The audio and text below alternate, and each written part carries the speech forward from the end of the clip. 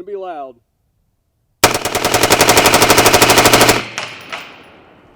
And it was.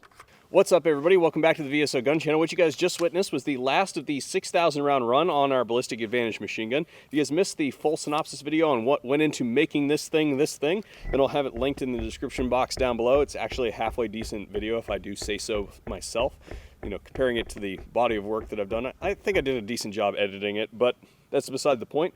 Link in the description box down below. What we're about here today is we want to take a look under the hood, see how she's doing. Specifically, we're going to be taking a look at the barrel and also shoot it for accuracy today to see how the performance of that barrel is tracking over time for Ballistic Advantage, since we are shooting it under accelerated conditions. To do that, we're going to clean her down, and I have a new toy here today, which is the endo snake. It's a bore scope. It's actually a pretty cost-effective one too. We're going to look inside of that bore to see if we can find any artifacts in the barrel, and then we're going to shoot it again for accuracy. The other part that I want to take a look at today is after 3,000 rounds, there was nothing wrong with the bolt that was in it, but I wanted to test under accelerated conditions the HMB bolt, and we've gotten lots of questions about the HMB bolt. So I put one in this particular gun. We're going to take a look at that one and see how it's been doing over the last 3,000 rounds as well. So without further ado, let's get to it.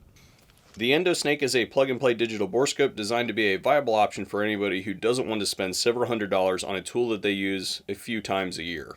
It sets up much like a webcam and comes with multiple device attachments to make it as versatile as possible. The Endo Snake comes in multiple sizes to fit the end user's preference, and in this video we're going to be using the 3.9mm because we're scoping a 5.56 gun. The device also offers a few attachments that can aid in various tasks, including a hook, a mirror, and a magnet.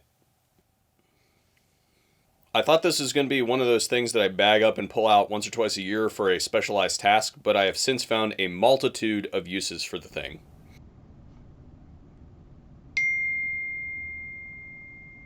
Shifting gears a little bit, moving towards the rifle, I only had one external parts breakage in the 6,000 rounds, and that's when the rail got really hot during one of our can meltdowns, and the front sight took a section of the rail with it when it gave up the ghost.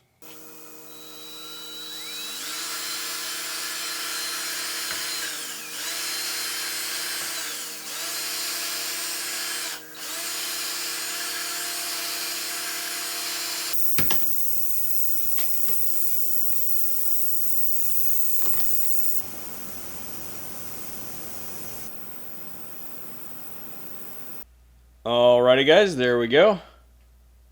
There's my hand. There's the ultrasonic cleaner. Let's go for a ride.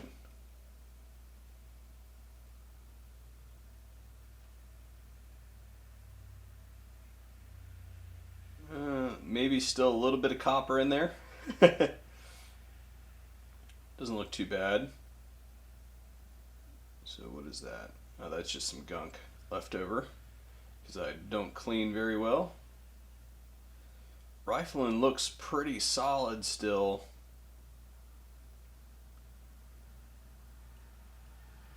This is a cool toy. I like this thing a lot. And we do have a short barrel, so now I want to go the other way. So you guys can see there that my definition of clean is probably different than yours. She will run. Let's go in.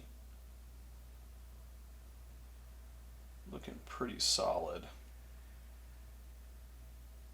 Doesn't appear that we have any noticeable degradation. Bump. Yeah, it doesn't look like it's getting chewed up too bad in there. Of course, I don't know what the resolution of this is relative to what I'm seeing on screen here. And we're going to go fast. Ready?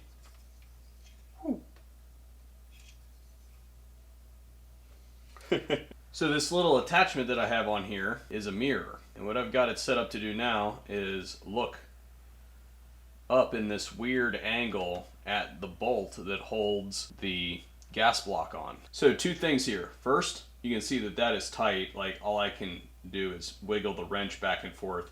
I can't actually spin the bolt. So we are tight.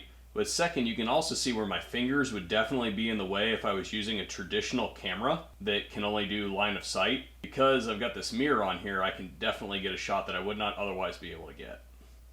There you have it, folks. A sight very few people have ever seen. The actual locking surfaces of their rifle. Let's take a look at some of the internal parts, and we're going to start with the carrier because, well, my turntable sounded pretty bad with that kind of weight on it. There's really a couple things that we look for in the carrier after several thousand rounds. First is the staking good on the carrier, and we can see that the staking still looks pretty good. Is the gas key mobile at all? And the gas key is not mobile. I can wrench on it. It's not going to go anywhere. That's good. And then the overall finish of the thing. This is not nearly as pretty as when it showed up, but you can see that this is the original carrier that went into the gun.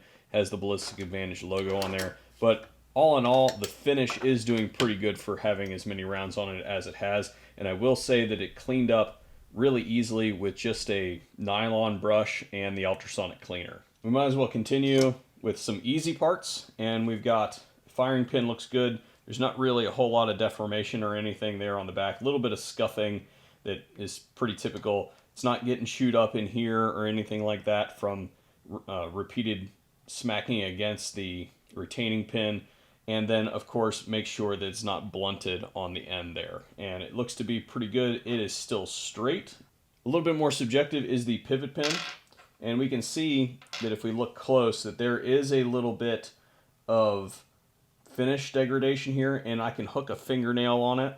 That is basically where the shear surfaces of the carrier and the bolt ride. And you will see that in almost every single AR-15 that has over 1,000 rounds on it. You'll see it polish first, and then you'll see it start to deform a little bit.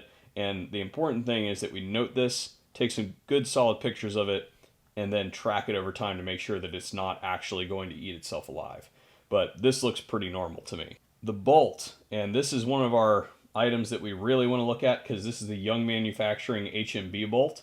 And we highlighted this when we did our 3,000 round clean down because this thing is special in that the HMB bolt does not have a through port there for the cam pin. So the cam pin is shortened and it doesn't go all the way through like it would on a traditional AR-15 bolt.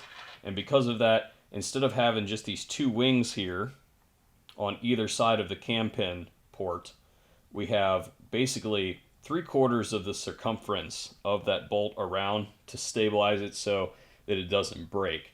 This is a typical location of breakage of bolts, the wings on either side of that hole that goes all the way through. So this is looking pretty good. I will also note that this thing is immaculate. It cleaned up really, really easy, and I really only brushed it for about 5 minutes. The lugs themselves have been precision lapped and angled by Young Manufacturing, and you can see those there in the close-ups. And what we're really looking for here is that there are no gouges in those lugs. We'll come back to the gas ring test here in a moment once we finish with the rest of the bolt. So let's take a look at that extractor. Right off the bat, you can see that there is a plus tension O-ring placed over the post and spring. Good on them for including that. Just gives you a little bit more tension, a little bit more reliable extraction when you start to get dirty, and perhaps even stuck cases are more likely to come out with that sort of thing. So just an added benefit for your extractor. It's good if your extractor has that plus tension piece on there.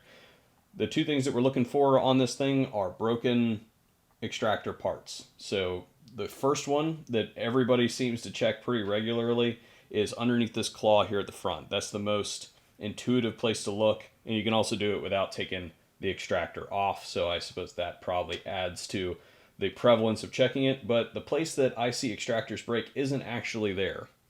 You'll see perhaps a chip out of that or something like that. Usually you don't see the whole thing come off, and it will stay relatively functional until you lose a large percentage of that claw. But the place that will absolutely kill the gun immediately is if one of these or both of these wings break. So remember to take your extractor off and check those to see if they're cracked or broken, because they're about to go if they're cracked. Now moving on to the Radian Raptor, and really I included this one just because there is a line here. I run the charging handle really hard. I don't really use the bolt release, and I plan to make a full video on the reason why. But you can see here that there is a line, and that is indicative of a left-handed user. So what's happening is that that charging handle is in the channel like this, I'm grabbing it like this, pulling it back and up, and that surface is rubbing against the inside of the receiver. There is also a sister mark to that on the inside of the receiver. My pick for charging handles, I've never broken one of these, broken lots of other ones. Gas ring test.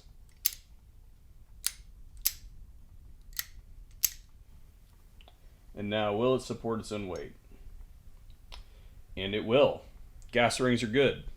Today's video is brought to you by China because it is mid-January in the state of Ohio and I'm wearing shorts. Function, check. Semi. Full. Works great. Testing, 1 2 1 2. Dudes, this windscreen is awesome. Okay, regular audio. Windscreen audio. Let's see how the accuracy is stacking up after 6,000.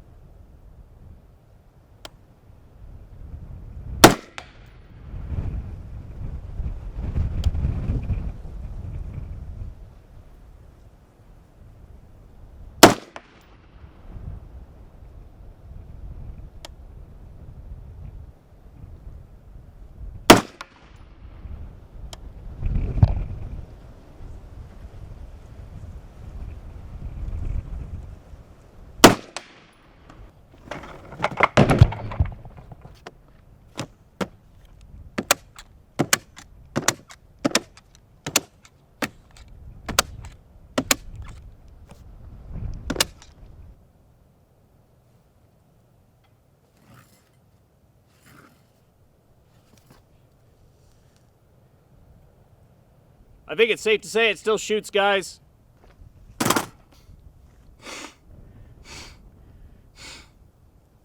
And don't tell my wife I did that. She really hates that. Well, guys and gals, that's all for our 6,000 round recap on the machine gun.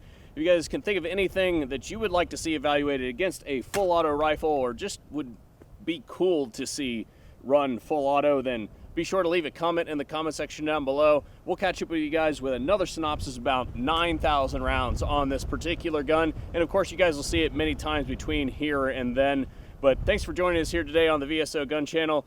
Don't forget, check us out at SHOT if you're going to be there. Thanks for watching, and hopefully we'll see you guys on a future video. You guys are kidding, right? There's still ammo in this gun. You think I was just going to let it go? We're going to go ahead and just...